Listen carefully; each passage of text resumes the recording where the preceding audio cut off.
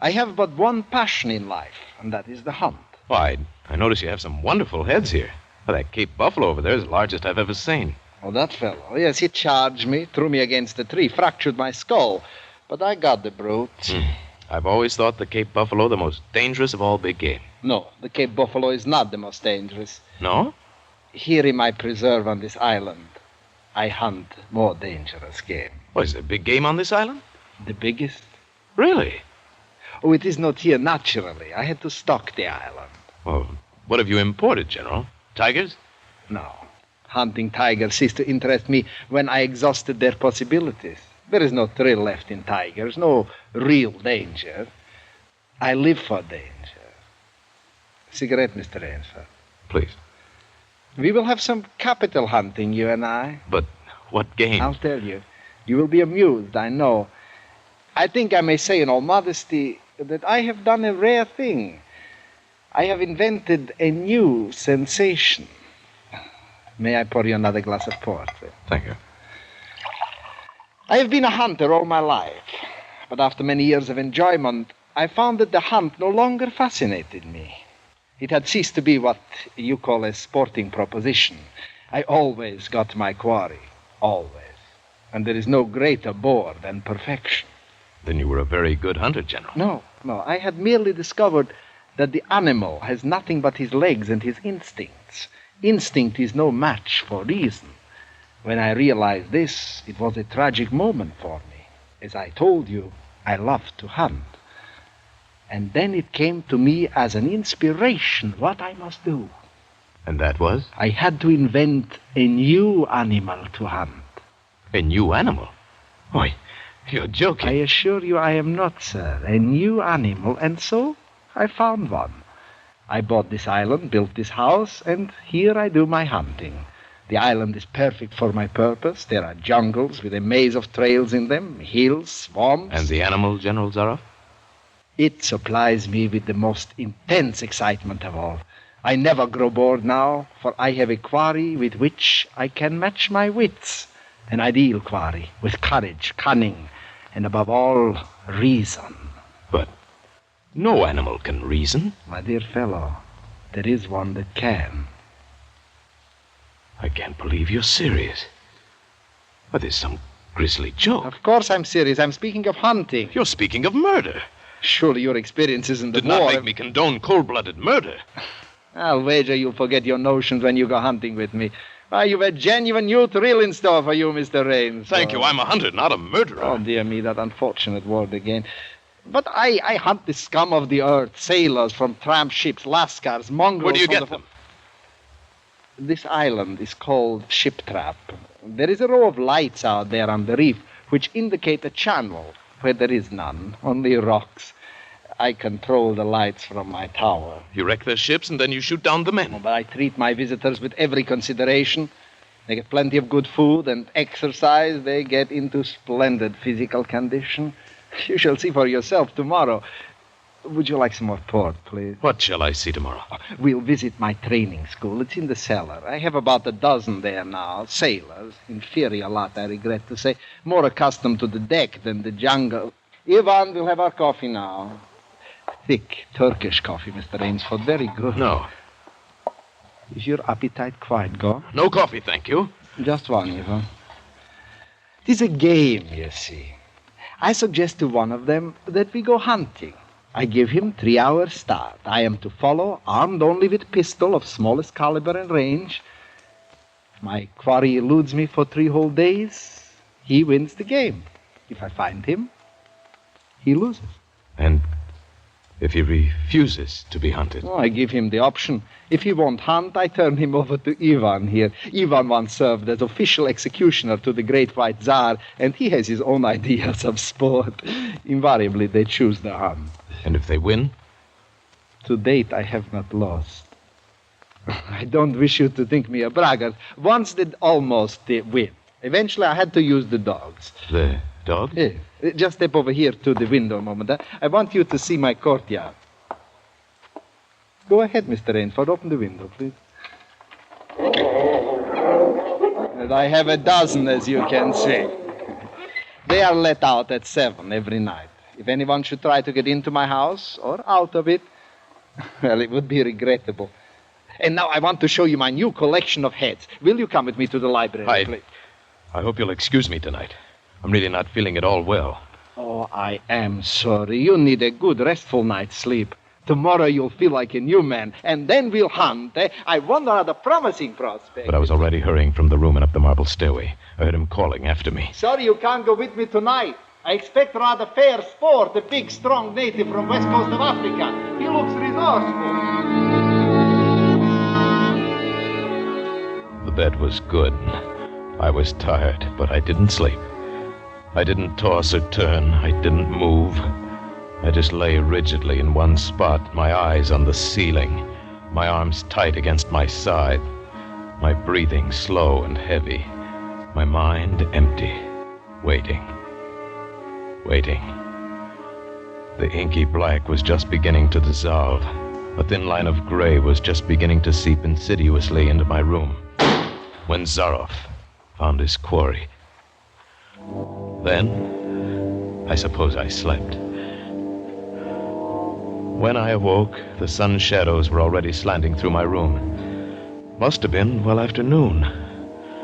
I came down to find General Zaroff pouring himself a glass of brandy by the sideboard. Mr. Rainsford, feeling better, I trust? Yes. I wish I could say the same. No, I'm not well.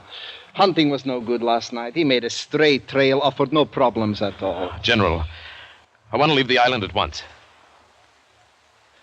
Mr. Rainsford, tonight we will hunt, you and I. No, General. I've told you I will not hunt. I beg you to reconsider. My idea of sport is much more diverting than Ivan. You mean that? Yes, you and I. It's really an inspiration. A foeman worthy of my steel at last. Oh, you'll find this game worth playing, Rainsford. Your brain against mine. Your woodcraft against mine. Your strength and stamina against mine. Outdoor chess. And the stake is not without value, eh? And if I win? If I do not find you by midnight of the third day, then I'm defeated. My sloop will place you on the mainland near a town. Oh, you can trust me. I give you my word as a gentleman and as a sportsman. Of course, you in turn must agree to say nothing of your visit here. I'll agree to say nothing of the kind. Well, in that case, well, why discuss it now? 3 days from now, we can chat about it over a bottle of Veuve Clicquot. Unless... And now listen, Rainford. Ivan will supply you with hunting clothes, food, and knife. I suggest you wear moccasins. They leave a poorer trail. I suggest, too, you avoid the big swamp in the southeast corner of the island. There's quicksand there. And now you'll want to start, no doubt. I shall not follow until dusk. Hunting at night is so much more exciting than by day, don't you think, Mr. Rainsford? Good hunting.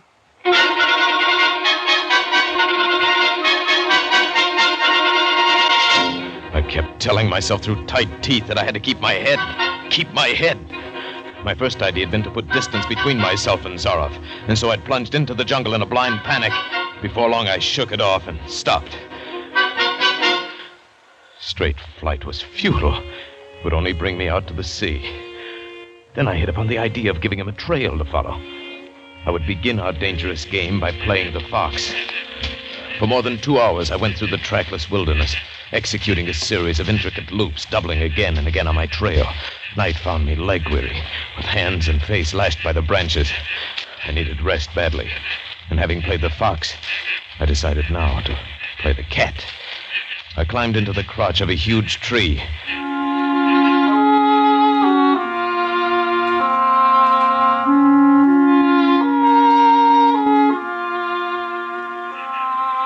An apprehensive night crawled slowly by like a wounded snake. Then at dawning, a startled bird suddenly screamed, and I flattened against the bough. Through a screen of leaves as thick as tapestry, I saw the general. Came slowly, his eyes fixed on the ground. Almost beneath my tree, he paused and went down on one knee, studying the ground. I would have gone for him, leaping the way a panther does, except for the small automatic in his right hand. After a seemingly endless time, he came back to his feet. His eyes left the ground and traveled inch by inch up the tree. I froze, every muscle tensed for a spring. But the hunter's eyes stopped just before they reached the limb on which I lay. A slow smile spread over his brown face. Oh, Rainsford, where can you have gone? Wherever are you, you clever dog? I simply must go home and lie down a bit to think this over. The pent-up air burst hotly from my lungs as he turned back and disappeared. So, the general was playing with me, was saving me for another day's sport. Zaroff was the cat, and I was the mouse. In that moment, I knew the real meaning of terror. I slipped from the tree and set off into the woods. I'd only gone a few hundred yards when I found a huge dead tree leaning against a smaller living one. I pulled my knife from its sheath and set to work.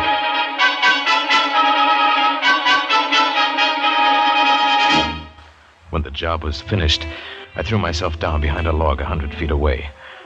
How long I waited, I don't know. It seemed like days. It was probably only a few hours. Then he was coming again, with the sureness of a bloodhound. Nothing escaped those searching black eyes. No crushed blade of grass, no bent twig, no mark, however faint, in the moss. He was so intent on his stalking, he was upon the thing before he saw it, his foot touching the protruding branch that was the trigger.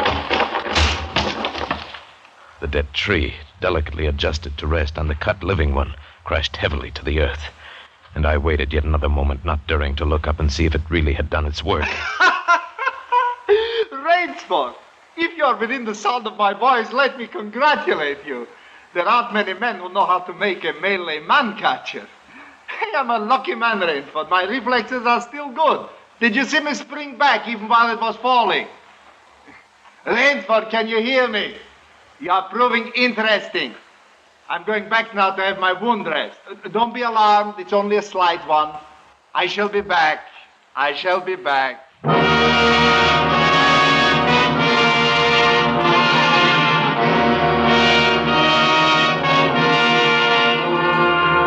It was dark, and I'd been going for hours. The vegetation became ranker. Insects were biting me savagely. And when mud began sucking viciously at my feet like giant leeches, I knew where I was. About to enter the death swamp with its quicksand.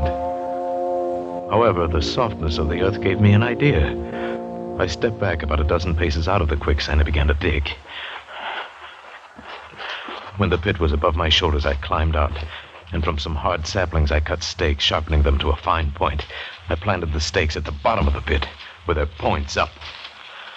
With flying fingers, I wove a rough carpet of weeds and branches, and with it I covered the mouth of the pit.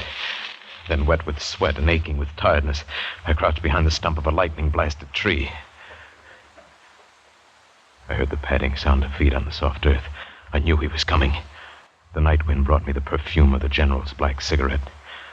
Although I could see nothing, it seemed to me that he was coming with unusual swiftness, that he was not feeling his way along foot by foot. In one brief moment, I lived an entire year. Then I heard the sharp crackle of breaking branches as the cover of the pit gave way.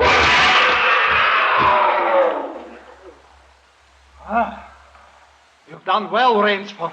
Very well. Where did you get the time? Your Burmese tiger pit has claimed one of my best dogs. And so you score again. I must see what you can do now against my whole pack. He went away again, but I just lay there in the swamp that night. At daybreak, I was awakened by a distant sound, faint and wavering, the baying of a pack of hounds. I went up into a tree. Down a watercourse not a quarter of a mile away, I could see the bush moving. I strained my eyes and saw the lean figure of General Zaroff. Just ahead of him, I made out the gigantic Ivan, holding the pack in leash. I prepared for the native trick I've learned in Uganda. I slipped from the tree, caught hold of a springy young sapling, and to it fastened my knife, its blade pointing down the trail. With a bit of wild grapevine, I tied back the sapling and ran for my life. The hounds hit the fresh scent and raised their voices, and I knew how an animal at bay must feel. Even as I ran, the clamor of the hounds suddenly ceased, and with it my heart stopped, for that meant they'd reached the knife. I climbed excitedly up a tree and looked back, and hope died in my brain. The general was still on his feet.